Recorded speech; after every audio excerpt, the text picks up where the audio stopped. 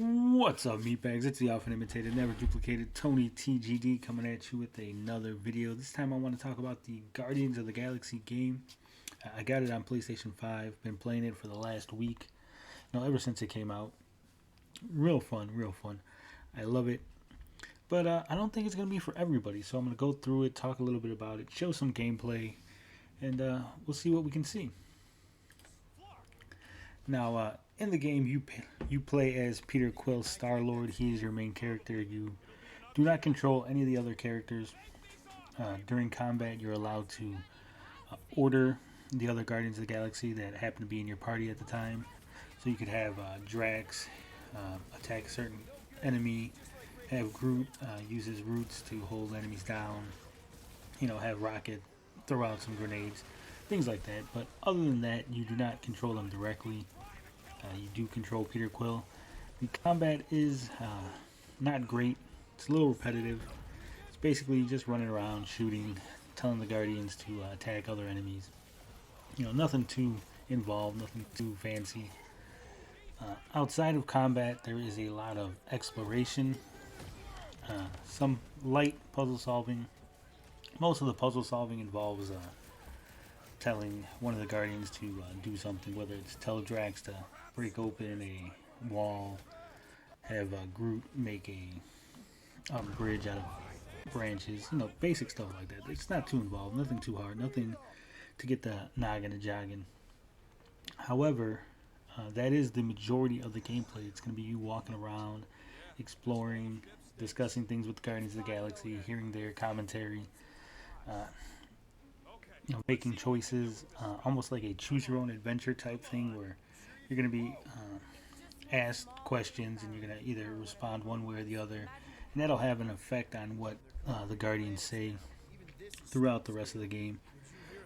There are certain moments where you'll have bigger choices that have a bigger impact on the game.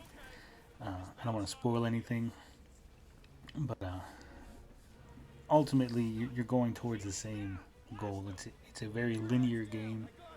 You're going to go from beginning to end, and you're always going to end up in the same spot. It's just how you get there. It's the journey, not the destination. And that is where the Guardians of the Galaxy shines. All the characters are brilliantly acted. The voice acting is top notch.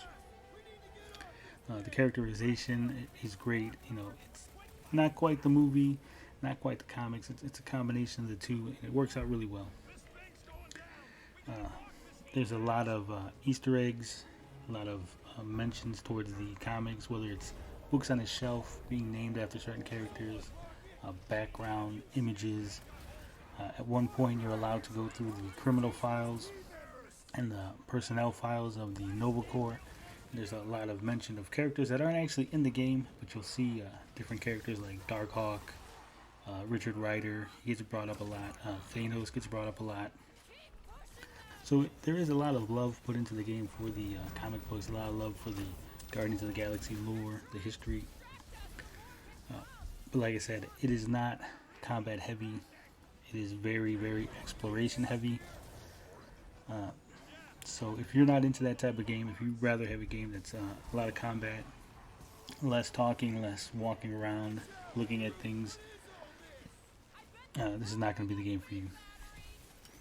Like I said, it is very well written. I like the story. I like the idea of not really controlling all of them. I didn't think it was going to work out too well for me, but I actually do like it in practice. It gets a little hectic sometimes with all the enemies shooting at you on the higher difficulties, because the game doesn't actually slow down that much.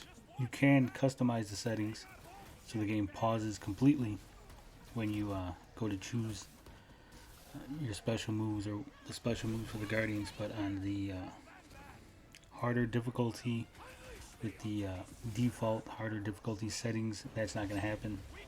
You're going to end up having to real quick pick and choose, and there's not a lot of time to think about what you want to do, which kind of takes away from the strategic element of the moves, because like I said, you'll be able to do things like have Groot hold them in place, then order Rocket to hit him with grenades, which will allow Drax to go in there and run him over with his move. So there is a lot of strategy to the combat, but like I said, on the harder difficulty without customizing the pause time, it's going to be hard to do. You're just going to be flinging out moves and hoping that shit lands. There's a lot of QTEs in the game. Sometimes it's hard to tell when a QTE is coming up. It just pops up out of nowhere and you kind of miss it. So you'll have a lot of moments where you screw up inadvertently because you're not prepared for it. You're not planning on it happening. There's no warning, and the time to react is kind of slow, or kind of short, I should say. But all in all, like I said, it is a very well-made game. Great visuals, great story, great writing, lots of little Easter eggs.